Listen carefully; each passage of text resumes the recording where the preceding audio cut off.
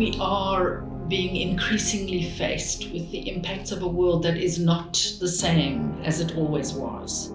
And the ways in which people relate to resources and spaces and the demand for resources has changed fundamentally.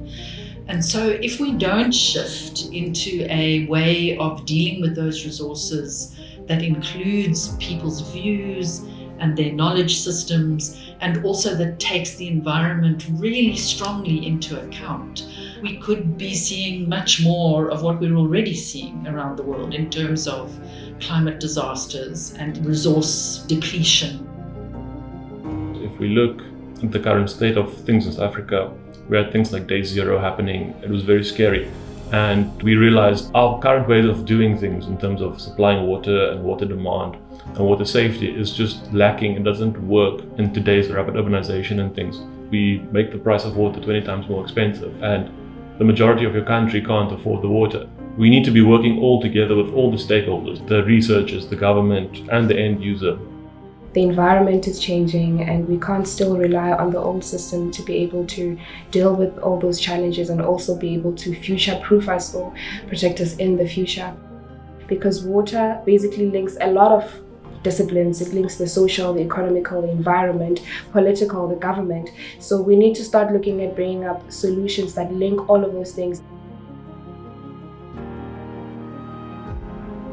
We've done so much research in so many different areas of water, but the real bottlenecks come in, will these technologies that we want to propose really be accepted to the public? You're trying to implement something, or you're trying to come up with new innovations, but then you have to go through these red tapes, and that then requires just a relook at the legislation and the governance that's involved.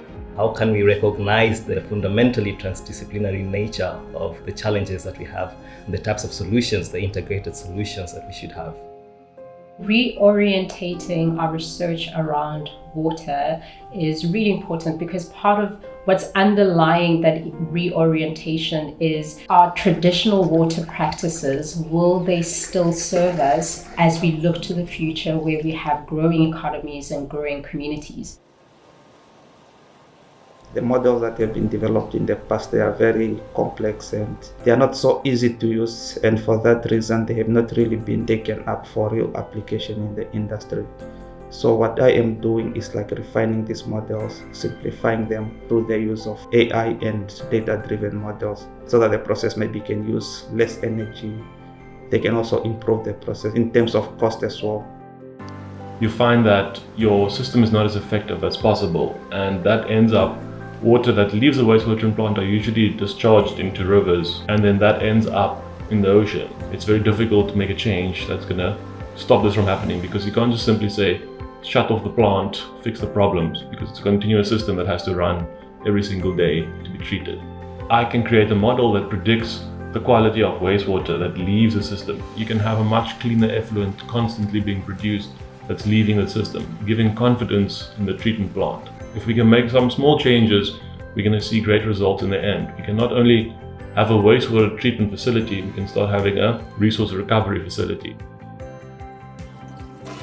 Rather than just flushing a toilet and forgetting about the waste and having it go to a wastewater treatment plant, where we spend significant amounts of money and energy just to remove nutrients so that we can discharge it back to the environment, we're saying, how can we do this differently? How can we recover the valuable nutrients so that we can reuse them, for example, in agriculture?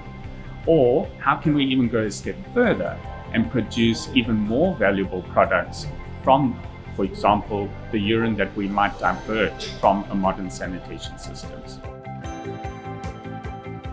As a lab manager, my job is basically to make sure that things in this lab run smoothly. I also have to make sure that I keep up with the developments. For an example, we have new emerging pollutants that everyone is talking about.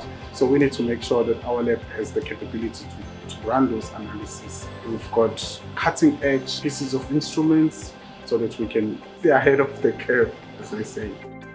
Traditionally, most of our consumers understand that I get the water and then it just leaves my house. And there isn't a connection to what happens when it leaves my house. So part of my study was to understand our preferences around whether households were happy with the current disposal practices. And by that I mean, for some communities along the coast in South Africa, we actually discharge wastewater into the sea. And that was in its way just a small snippet of sensitizing our consumers around water, that the conventional water sources might not always be conventional.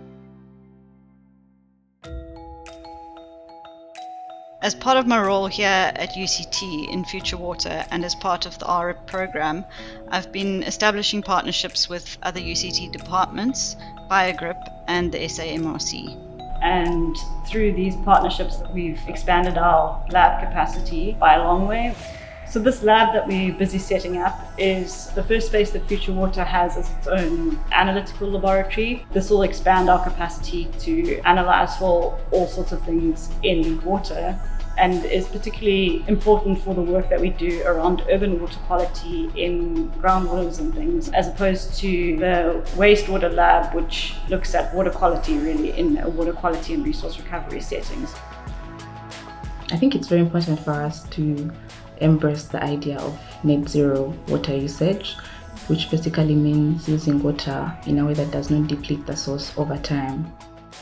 My research is focused on integrating Internet of Things technologies, which is IoT sensors and remote sensing, to assess the impacts of climate change on groundwater recharge.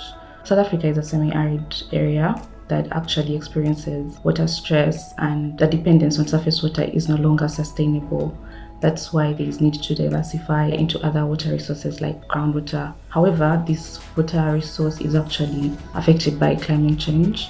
The RRIP program, it helped me think about a project that is very practical and useful in this changing environment.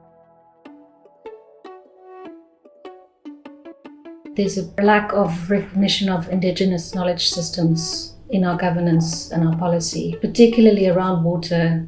The profoundly important relationship that the first people had with our natural rivers and water systems in Cape Town is something that we've started investigating quite recently, and that kind of was initiated through the RRIP. It's called Sacred Rivers, Urban Wastelands, and it really focuses on this idea of indigenous knowledge around urban river systems in Cape Town and the relationship between sewage landscapes or wastelands and kind of coastal estuaries and the natural river systems that kind of informed the way that the indigenous first people moved around the Cape. We also focus on engaging with communities, so indigenous knowledge holders, so indigenous community members, but also the general communities that these areas are affected by, and co-creating knowledge using workshops and using kind of public forums, public archives.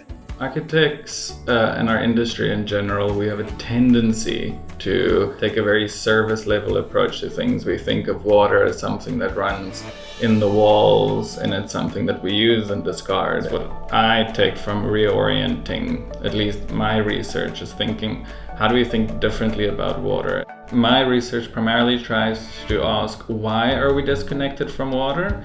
And how can we unearth all those missing dimensions of water to connect people closer to it again? We don't need to really think of water infrastructure as purely infrastructure. They can be social spaces. Water has a social dimension to it. My focus is on analyzing how previous policies in water governance in South Africa have made room for smart integration, given our previous structural and economic disadvantages. A solution that is supposed to be providing the greater community with a basic need, such as water, and they're using tools that are not as easily accessible to other communities. What type of social justice is there, and what type of dialogue can we have in policy to integrate a more people-centered approach that still advances for innovation? We're looking into then how technological solutions such as smart water meters, Internet of Things, water ATMs, these are the innovative solutions. How can then policy come into and govern these solutions?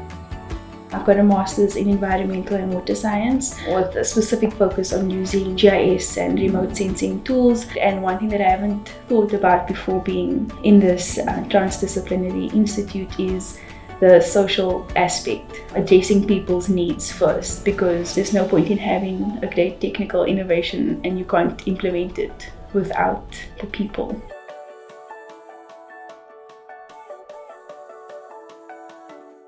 I'm Lauren, and this is our first attempt and podcast. So we went on a trip 2 months ago. So we went to Rotterdam, my first international trip. It was really amazing. I'm from a township space in my community. Growing up, women were in charge of the things that happen in the community, right? In the morning when we wake up and there's no water in the taps, all the women have to sort of go together to this local tap or wherever the tap was given for us to get water to make sure that the children go to school, right? That hidden labor around women and what they do was so invisibilized. And I thought for me it was so important to introduce that, more so to people in the Netherlands, because they don't understand our context like that.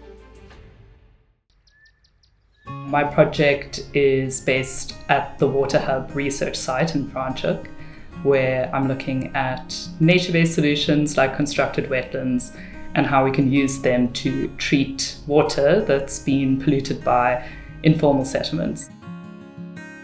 We often organize field trips for students to come where we give them hands-on experience in water quality monitoring of the river. So that'll be kind of how to use field probes to measure parameters like pH, conductivity, dissolved oxygen, which just gives a general idea of the status of the water quality of the river. 7.26, 13.4. We also do site tours of the different projects that are happening, which are treating the water in the Steelville River, which is highly polluted, and we have detected some pathogens in the river too that could be harmful to human health. What I'm looking at in my research is pharmaceutical contaminants like antiretroviral drugs and anti-TB drugs, which are discharged as waste from the inadequate sanitation systems in the informal settlements. And if people were to use this water to irrigate their crops, what kind of risks would that give in terms of if it's taken up by the plant and they consume these vegetables? So the idea is that the water is diverted from the river and it infiltrates into this treatment system. And we've seen really promising results in terms of kind of getting the bacterial counts to almost zero. So they no longer have a risk to human health anymore. One of the things that I've often said to my students, I need you to get out of the lab once you've learned how to manage things in the lab. Get out of that, because it's too easy to control the laboratory study. You come out with me to the field scale and to as close to reality as possible, and you'll soon find that it's very, very different to a lab situation. Our water varies all the time, and we've got environmental circumstances that change all the time. So there's the big challenge. And I think from the governance point of view here, what we're doing at the Water Hub, first of all, is to have an academic lead and at the same time build a cohort of stakeholders around us. Stakeholder number one is certainly the municipality, and the second big player is the Western Cape government. And then we've got community leaders and community engagement regularly at the site. Our idea is to try and create an enabling environment, one in which we can engage people at different levels at different times. And hopefully from all of that, let's try and construct knowledge together from the local knowledge that's available, and then see if we can move forward. Temperature 14.3. Water Hub encompasses a lot of innovation. We are looking at microplastics as well as contaminants of emerging concern, and looking in terms of the impact in relation to health. The RRIP, it allowed me with the team to develop and conceptualize and also publish a review that actually looks in terms of the PFAS, which are also known as forever chemicals, that are currently an issue in the global north and with policies that are in place. But though in the global south, there are either ineffective or none policies in regards to this PFAS. So this review actually enables us to scale out what is needed and what can be done. My PhD project is very much related to what is happening at the Water Hub when it comes to the circular economy. Looking at how we can get the most of what already exists and how we can create a more sustainable system for communities to benefit from. And looking definitely at a more decentralized, community-centric approach to water treatment, to getting value out of that, whether it is growing food, growing flowers, and creating something where not only us as researchers are going to benefit, but creating something where the communities around us can benefit. I've been in a lot of places, done research in a lot of continents, and the RRIP program gives you a chance to go on site to low-income or informal settlement, where you can actually make an impact because you're there, you see how the water system is there and what we can do to improve it. And we need a living lab in order to do this experiment because we have an on-site solutions to a community problem. That worked you off now. We also aim in a living lab for it to be a way to convey to local residents what we do. And we hope that that builds a kind of knowledge base so that citizens can speak back to what we're doing and either push against or improve what we're doing.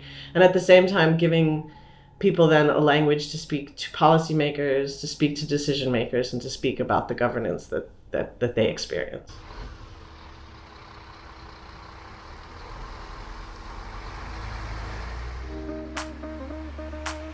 The work that the program has done has been so important. And because the program has already done the paradigm shift in rethinking about who is contributing to making the solution, it puts us in this wonderful place to provide solutions that are fit for the African context. Being supported by RRIP has enabled me to interact with other researchers. I've learned a lot from what other people are doing regarding water security. It has helped me to frame my research in a better way to make people understand that there are alternatives. I think the RRIP program is the future of water, and if you're investing in it, you're investing into an inclusive, more sustainable, and a cooperative program that supports new students, new ideas, innovations, incorporation of communities, and basically future-proofing the continent of the world against new challenges that we will be able to deal with.